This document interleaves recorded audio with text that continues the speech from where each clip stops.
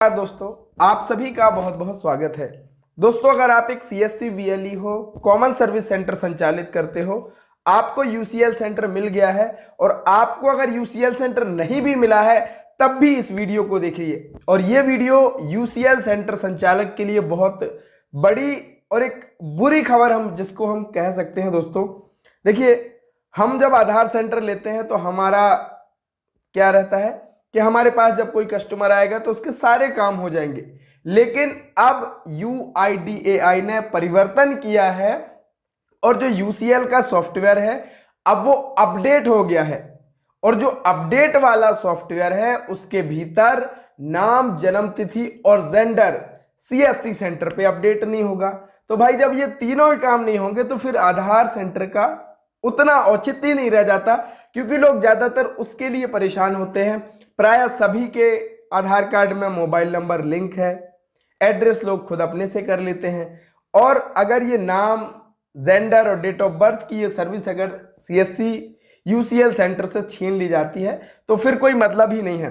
अब यहाँ पे आप देखेंगे, हमारे एक मित्र है सीएससी वीएलई हैं और उन्होंने यहाँ पे ये स्क्रीनशॉट भी शेयर किया है। जो यूसीएल का नया वर्जन आया है उसके भीतर नाम, जेंडर और डेट ऑफ बर्थ के ऑप्शन को डिसेबल कर दिया है। और उस वीएलई ने अपने मन की पूरी बात भी यहाँ पे लिखी है कि 16/5/2023 को यूआईडीए द्वारा यूसीएल का जो नया वर्जन 178-1 जो आया है उसमें नाम, जन्म तिथि और जेंडर अपडेट करने का सॉफ्टवेयर जो आया है नया, उसमें रोक लगा दी गई है।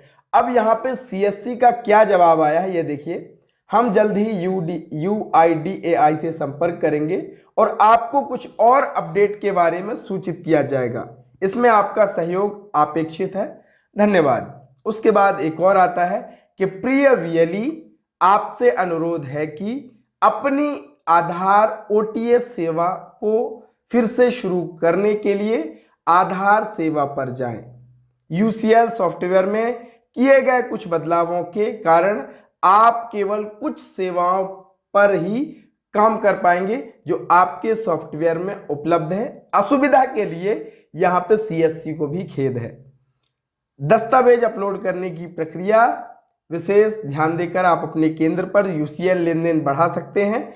और उन निवासियों के लिए जिनका आधार 10 साल से अधिक समय पहले बनाया गया है, क्योंकि वे अपने केवाईसी दस्तावेज, पीओआई और प्रूफ ऑफ आइडेंटिटी और प्रूफ ऑफ एड्रेस को फिर से अपलोड करने के लिए कह सकते हैं। तो दोस्तों देखिए, डॉक्यूमेंट अपडेट तो कोई भी कर लेता है, वो खुद से भी हितग्राही कर सकता है माय आधार पोर्टल पे जाकर के।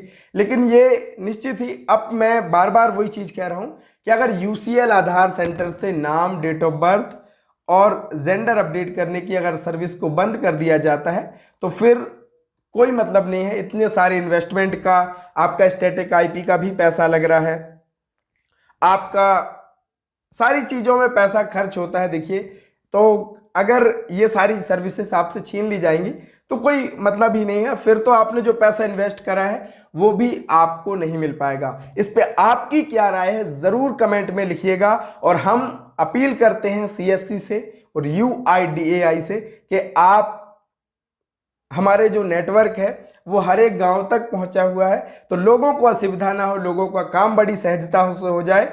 अगर आपका ये ध्येय है तो आप सीएससी पर ये तमाम सर्विस चालू रहने दीजिए ताकि लोगों को भी परेशानी ना हो और हमारे सीएससी वीएलईस ने जो इतना सारा इन्वेस्टमेंट करा है वो उनका वापस आ जाए। और दोस्तों, मैं आपसे कहना चाहूंगा कि अगर आप साइड बिजनेस करना चाहते हैं तो आप एनएसडीएल का, यूटीआई का रिटेलर आईडी सेल कर सकते हैं, आप डिस्ट्रीब्यूटर बन सकते हैं, सुपर डिस्ट्रीब्यूटर बन सकते हैं और अपने नीचे रिटेलर बना करके आप दिन का 500 से 700, 800 अपने हिसाब से पैसा अर्न कर सकते हैं। तो एक छोटा सा इन्वेस्टमेंट करके आप अपना एक नया बिजनेस स्टार्ट कर सकते हैं। डिजिडुंडी info.onlinepsa.com वेबसाइट पे आकर के, जिसका लिंक हमने वीडियो के डिस्क्रिप्शन में दिया, फटाफट जाकर के यहाँ पे आप ज्वाइन नाउ करेंगे तो यहाँ पे आप सुपर डिस्ट्रीब्यूटर बनना चाहते हैं, डिस्ट्रीब्यूटर या रिटेलर जो भी आप बनना चाहते हैं बन सकते हैं। और इसकी ट्रेनिंग भी हम आपको फ्री हमारे डिजिडुंडी इन्फो ऐप के भीतर आपको मिल जाती है। तो मेरी भी अपील है सीएससी से और आप सभी अपील करें